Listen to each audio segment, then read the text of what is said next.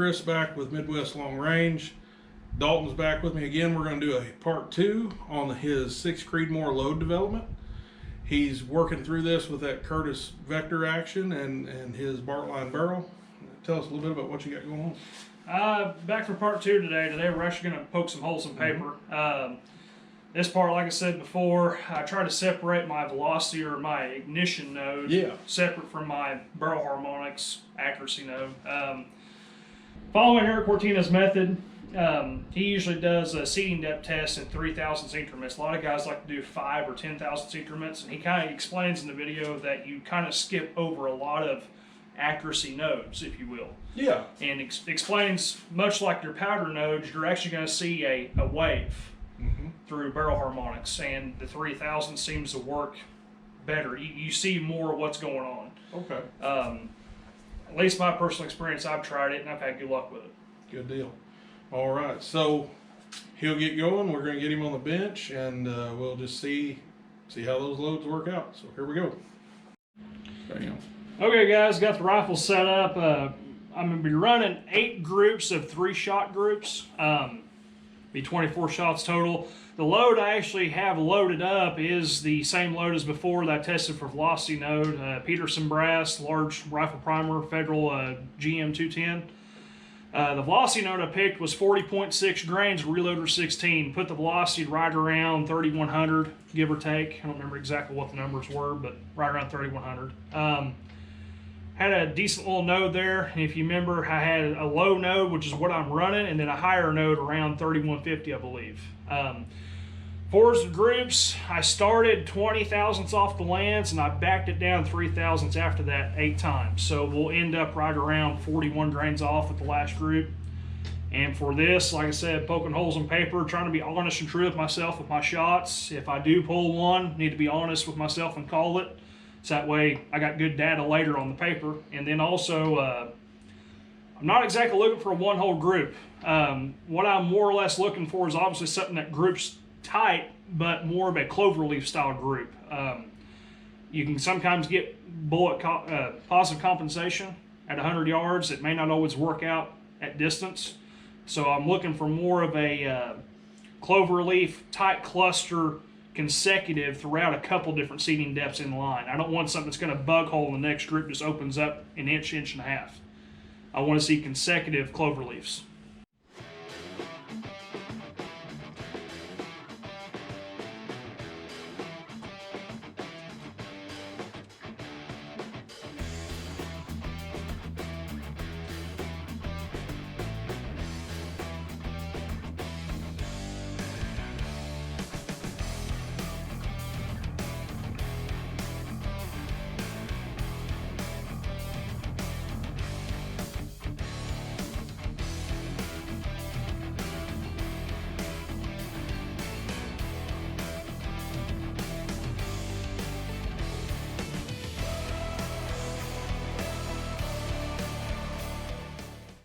There's too little now.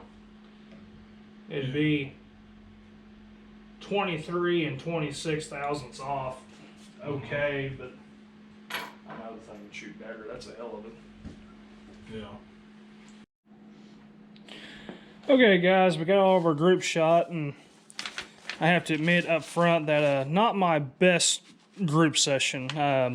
Just never really quite get comfortable, and I can sit here and make excuses all day, but ultimately what it boils down to is today I just didn't simply shoot very good at 100 yards of paper. As you can see here, I got my targets labeled. This is 20 thou off, 23, 26, so on and so forth. Now, granted, not the best, but this is actually what I'm talking about here when I'm talking about a cloverleaf group or a decent grouping. I measured this here, 23 thou off, and it actually come up to be 501 thousandths. How I measure that is I took the widest spot in the group and then minus the bullet diameter, 243. And I did it for these consecutive groups here, 23 thou, 26 thou, and 29 thou off.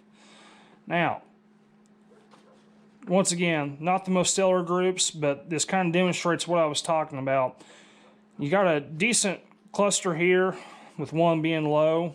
Second here again, two clustered pretty good, one through the right, and honestly, I can call that one, that was me. And this one here opened up a little bit. This here, though it ain't a very good one, is what I would consider my seating depth node. So now what I'm going to do is I actually brought 10 more loaded rounds with me and my seating die, and I'm going to seat them down to 25 thousandths off. And the reason why I'm not going to go the full 26 is I want to give myself a little bit of fudge room, some budget there, where if my seating die or for whatever reason, you know, my consistency seating ain't coming out exactly what I want to give myself at least a thousandth of buffer there. And 25 just a good nice round number to kind of memorize. But anyway, I will get those seated and we will let the barrel cool and retest. Okay guys, got my die set up. Go ahead and measure one of these right quick for you. You should be right around 2147. Now, if you can actually read that, it's 2146 and a half. As I said, that's roughly 30 or 20 thousandths off, sorry. I'm gonna go ahead and seat one. You should come up with roughly 2142. 2142 and a half, so yeah, exactly 5 thousandths less. There's two. I got last one here.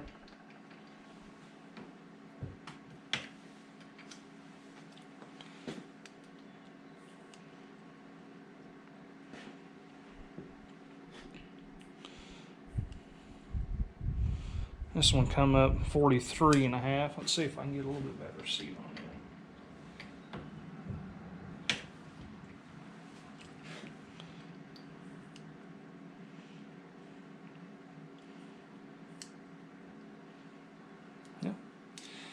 It's all right. We'll go ahead and knock her down a thousandth.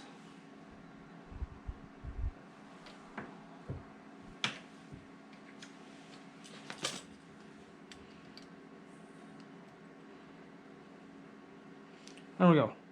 2142 and a half.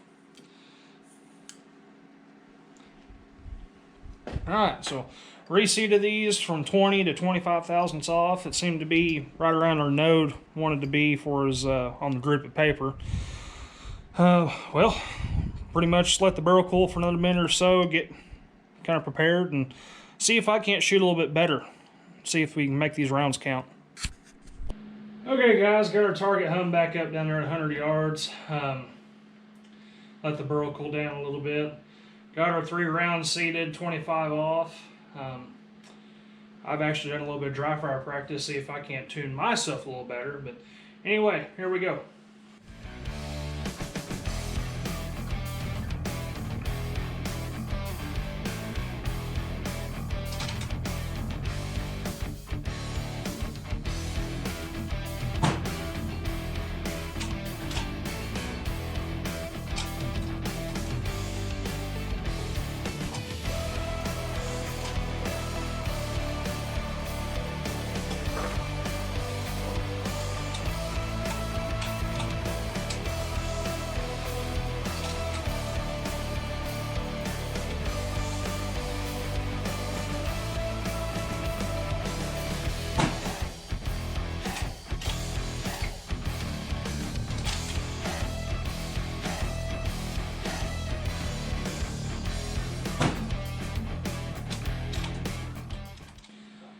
Okay guys, definitely got a little bit better results on that one. And I can honestly say that the one out to the right, I did not feel good about, but all in all the group looks pretty solid down there. More or less just kind of have to take this for what it is. Like I said, I just personally ain't feeling my best today about printing groups on paper, but we got some decent data to go off of, and I believe the load will be good enough to look at further and try some more, or test some more rather. Okay guys, bring this in a little bit for you. I measured that grip, and like I said, the shot there on the right, I definitely can be honest and say I did pull that. Whether I pulled it enough to actually place it where it shot there on the paper, or it had been closer to the group. Either way, I did measure it minus the bullet diameter, and I come up with 296 thousandths. Now, that's just 4,000 shy of 300 thousandths. I ain't gonna complain about that. Okay guys, one last thing. Just to make sure that the results we have so far is holding true and I'm not just feeding you guys a line of crap.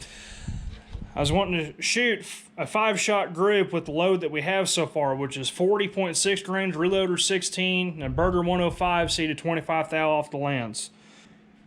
Probably can't read that the best, but it is what it is. The SD of 4.8 and the average of 30.63 for 5 shots. And granted, it ain't a full 10-shot string, but that's all I've got with me today. Typically, I will do a 10-shot string because commonly in PRS we're shooting 8 to 10 round strings at a time, but that SD will definitely work. All right, guys. So obviously we filmed this here, what, 2-3 weeks ago now, and I've been under the weather, so I haven't had a chance to get this edited. We kind of wanted to go back, look at the footage again, touch base, and Dalton had a couple things he wanted to clarify for you, so I'll turn it over. Mainly, guys, just wanted to kind of throw out there, I'm by no means professional at this. I just wanted to give you guys possibly another tool for the toolbox and load development. Seems like kind of a hot topic at times, and some people I know personally have trouble doing load development or kind of get flustered with it or go about it a different way. To me, it's the simplest way. It kind of breaks down your powder and ignition so you're not putting variables in with it, and then you can separate seating depth and your harmonic nodes with the barrel. The Satterlee load development I know isn't exactly a new thing, just kind of another take, and it seems to be progressing, and frankly for a while it seems like guys had mixed results with it. Mainly clean barrel. I've noticed with me, at least personally, in my guns and whatever, it definitely likes a clean barrel. Minimal, I would definitely knock the carbon fouling out before you try it. I think you'll have better results. And that's it. That's all I got to say. All right. So guys, again, like I said, sorry for the pause in between videos. I've been under the weather. I'm getting back into the swing of things now. We're going to get back into some matches. We've got builds coming. We've got some really, really unique, cool stuff coming down the pipeline. I've got some other products that I've been working with for a while now that I wanted to get acquainted with before we brought it out and showed it to you guys. We're going to do some stuff on the MDT ACC chassis system. We're going to do some stuff with the Curtis Actions. Obviously, you've already seen his Vector. I've got an Axiom that we're going to look at. We have some other Curtis stuff that'll probably come down the road later. Some new optics, etc. There's going to be more reloading, more reviews, more matches. They're all coming. So just stick with us, and we'll see what we can come up with. Yeah. Thanks, guys.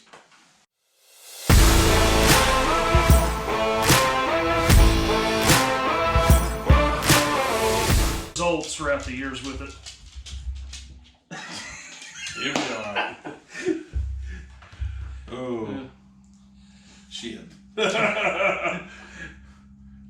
Take 2.